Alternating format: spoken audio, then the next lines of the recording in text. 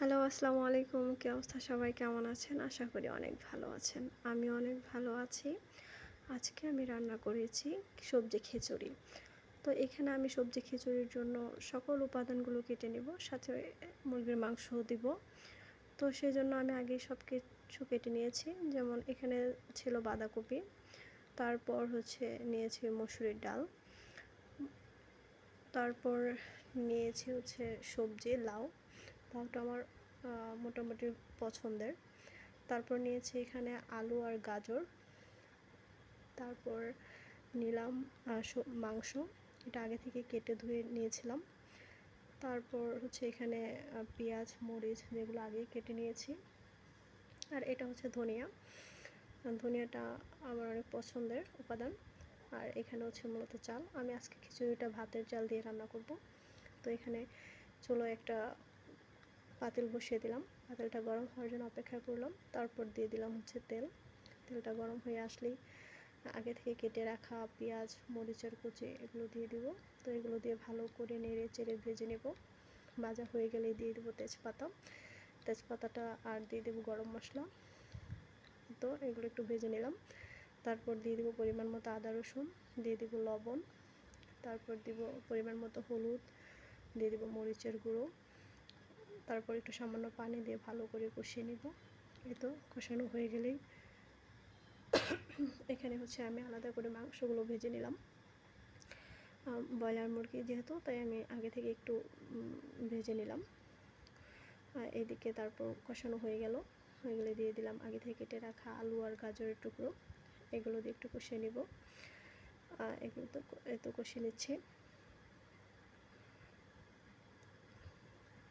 তারপর দিয়ে দেবো কেটে রাখা লাউ টুকরোগুলো।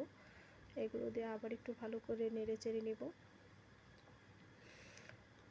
তারপর দিয়ে দেবো এখানে আগে থেকে কেটে রাখা বাঁধাকপিটা মূলত স্বাদটা বাড়াবে। এই তো এগুলো দিয়ে ভালো করে কষিয়ে নেব। একটু পরপর আমি নেড়ে দিচ্ছিলাম।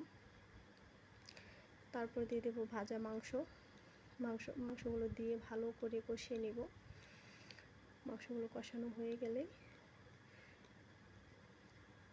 দিয়ে দেবো আগে থেকে ঝরা দিয়ে রাখা চাল আর ডাল।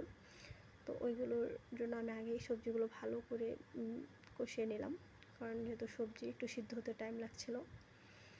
তো আমি এদিকে ওয়েট করছিলাম কখন সিদ্ধ হয়। তারপর দিয়ে দিলাম চাল ডাল একসাথে করে। তো এগুলো দিয়ে ভালো করে নেড়ে চেড়ে নেব। আর চাল আর ডাল মূলত আমি একটু ভেজেই নেব।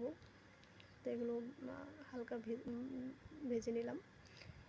হালকা ভাজা হয়ে গেলে দিয়ে দেবো পরিমাণ মতো পানি। এখানে আমি আমার আন্দাজ মতো পানি দেবো, কোনো পরিমাপ আমি ইউজ করিনি। তো এই তো পানিগুলো পরিমাণ মতো পানি দিলাম। তারপর একটু নেড়ে চেড়ে দেবো। এই তো মোটামুটি একটু সিদ্ধ হয়ে আসছিল। তারপর আমি আবার একটু নেড়ে দিলাম।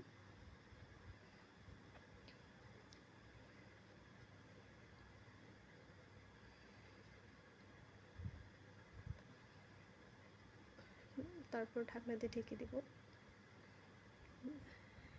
এই তো মোটামুটি আমার খিচুড়ি প্রায় রেডি। তার উপরে দিয়ে দেবো আগে থেকে কেটে রাখা ধনিয়া পাতা। এগুলো মূলত খিচুড়ির স্বাদ দ্বিগুণ করে তোলে। এই তো এটা দিয়েই নেড়ে চেড়ে নামিয়ে নেব আমার খিচুড়ি। আর আমার খিচুড়ি প্রায় রেডি। কেমন হয়েছে অবশ্যই জানাবেন এবং চ্যানেলটা সাবস্ক্রাইব করুন। Thank you.